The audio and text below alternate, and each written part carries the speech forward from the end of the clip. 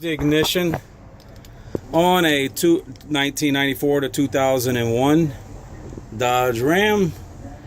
Of course, this one's been beat up. It was stolen. The truck was stolen, so I already took the steering column cover off, and this requires a T15 security with the hole inside the middle, and you got 3 bolts. 1, 2, 3.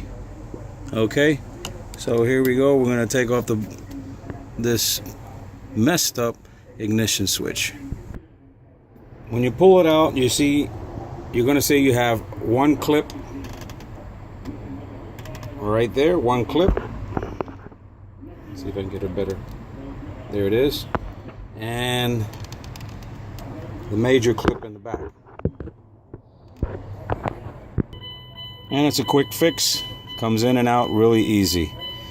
The only difficult part is just remembering or trying to figure out that screw head. Like I said, it's a T15 with the hole in the middle, security star socket. Okay guys, all right, thanks for watching, man. Good luck to you.